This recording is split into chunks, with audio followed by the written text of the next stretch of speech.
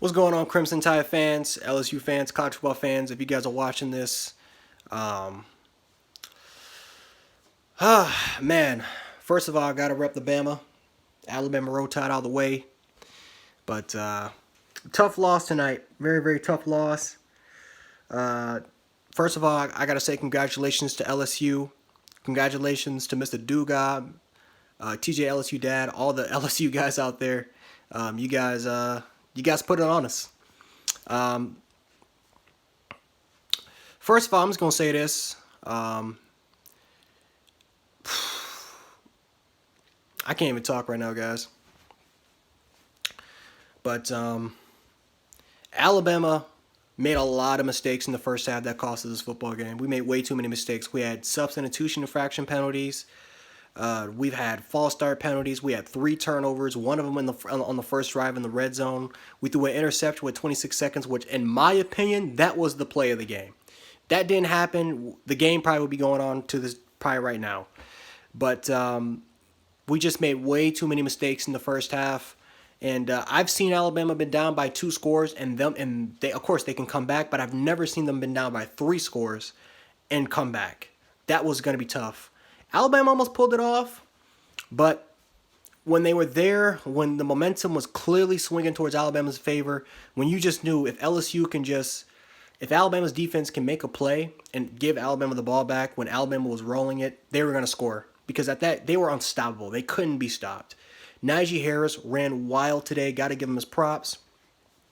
The offensive line, Jedrick Willis, Leatherwood, Evan Neal, true freshman, those guys did their thing. Deontay Brown, even Landon Dickerson, which, by the way, I don't condone what he did to Damone Clark. I don't condone that at all. That is extremely disrespectful. What he did to him, took him out the game. That was disrespectful. But overall wise, the offensive line, I felt like they did a phenomenal job in the second half of the football game. Defensively, we got 5 sacks on Burrow, but we could have had a hell of a lot more in this football game. Jared Maiden, you got to wrap up. That was also a huge play. You got to wrap up. Xavier McKinney, you got to wrap up. Terrell Lewis, you got to wrap up. We had a lot of opportunities to get shots on Joe Burrow, and we just failed to do so. Now, we got shots on him. We hit him a couple times. We made him feel it. But that's he's Juggler Joe for a reason, man. He's tough. He's physical. And he's clutch, man. Nothing phases this guy. Joe Burrow is winning the Heisman Trophy. There's no doubt about that. He's winning the Heisman Trophy. So a huge congratulations to LSU and Joe Burrow on the offensive side of the ball. Hey, man, those receivers, man, I don't know if they're better than Alabama's receiving core because Alabama's receiving core, they put it on LSU, but so did LSU's receivers, man. They put it on our secondary. And our secondary, it's not the greatest in the world, but it's a lot of talent. Trayvon Diggs is going to be a draft pick. Patrick Surtain Jr. is going to be a draft pick. Shaheem's going to be a draft pick. McKinney might go in the first round. I thought McKinney had a hell of a game. Even though he didn't miss a lot of tackles, I thought he had a hell of a game. So we got some talent in the secondary. Maybe not as talented as LSU, but like I said, our receivers put on LSU too, man. Devontae Smith, if he doesn't go in the first round, I don't know what the hell he's got to do. I don't care about that he weighs 175 pounds. He went up against Derek Stingley, who people are claiming he's the best cornerback in college football, and put a 200 dub on him. I mean, come on, man. Jerry Jeudy didn't have his best game tonight, but he made up with it with some clutch plays. We got the light here a little bit, but made up for it a little bit with some clutch plays. Henry Ruggs had some clutch plays. Jalen Waddle, we didn't give him the ball a lot, but he had a clutch punt return, unbelievable punt return touchdown. He's the best returner in all of college football for a reason. But I don't know, guys. I mean, it's just that first half, you can't have a 34-13. You cannot be down by 3 touchdowns. You can't be down by 3 touchdowns in the first half and expect to be an explosive offense like LSU. There's a reason why they're the best offense in college football. Right next to us, Oklahoma and Ohio State. There's a reason why it's for it. And also Clemson. But there's a reason why. You cannot be down by 3 touchdowns in the first half. Now, if we were down by 2 touchdowns, we could have came back and we would still probably be playing right now. But we made so many goddamn mistakes that if I watch this game again, I'm going to be thinking to myself, damn, we should have won this game. And we should have. We should have won this game. We made way too many damn mistakes. But it's been happening all year round. It's been happening all year round. This has been happening since New Mexico State. We made too many damn penalties. Too many damn mistakes. And that's ultimately what cost Alabama. Those mistakes that happened since week 3 has been going on every single week. And Bama fans continue to ignore that. We just focus on the wins instead of focusing on, okay, what's our biggest flaw so that we can try to correct it.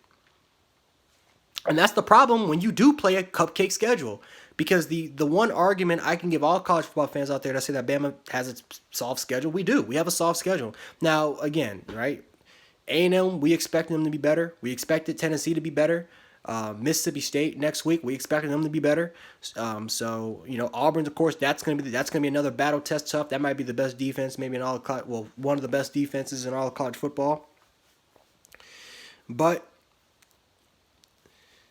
when we play a team like LSU, it helps us because then we can really look at our mistakes. We can really look at, okay, this is what I really have to do this is really what I have to do. Otherwise, we're going to get exposed. And that's what happened, right? Now, obviously, to be honest with you, I think Alabama. I think they'll become better. I think defensively they'll get better because now they can really look at the mistakes against a really quality top team that has the same talent level as you, and you can only try to get better from here on. I mean, I don't know what other extra motivation this Alabama needs. Right? I don't know what other motivation they need to try to get better. This is clearly the worst defense that Nick Saban has ever had. Pete Golden did better in the second half, but obviously in the first half, we just kept going into dime packages, which never works for us. Markel Benton looked lost out there.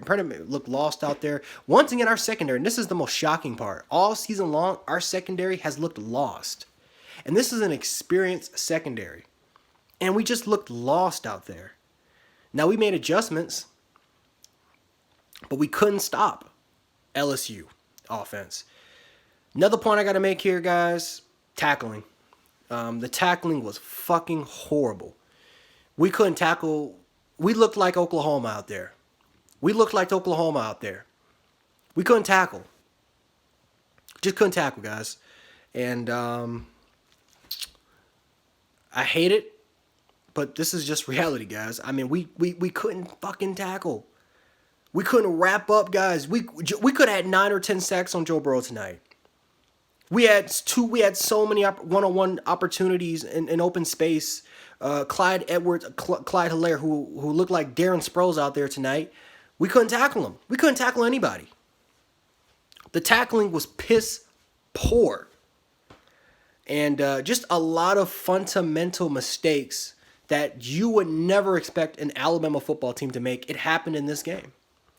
And it sucks because we might have two of the greatest offenses that Alabama has ever had, and it looks like it's going to be wasted.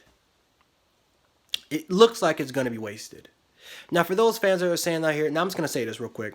For those who are saying that here that listen that Jalen Hurts, he probably would have carried us, or Jalen Hurts he led us to 2 national championships. He would have never had this type of performance. I mean, stop it. Tua is the best quarterback in Alabama history. I don't care that Jalen Hurts led us to 2 championships. I love Jalen. But y'all got to stop. Y'all know damn well that if Tua Tagovailoa was the starter of that 2016 football squad, which was the best defense that Nick Saban has ever coached, you know damn well we would have went undefeated. And we would have won a national championship. You know damn well. 2017, you saw what happened. So, overall wise, guys, not a good performance. But I will say that we fought. We didn't give up. We didn't quit. And that's pretty much all you can ask for. They fought all the way to the end. And they almost came back and they almost pulled one away. But this really reminds me of the 2012 A&M game. It really does. This is almost kind of the same scenario. And it's just unfortunate. Now, is our season over? I don't think our season's over. We got a lot more football left. We got 3 more games. Obviously, a lot more can happen. Obviously, Penn State lost tonight. So, who knows? Ohio State, maybe they can lose. Maybe Oklahoma can lose one more time. I think LSU will beat Georgia in the SEC championship game. So, a lot more can happen. And it's not like we got blown out. This was a close, competitive football game in the second. Again, Bama almost won this game, right? We almost won it. And we just came short. So, anyway, guys, that's all I got to say. I'll catch you guys later. Roll Tide, baby.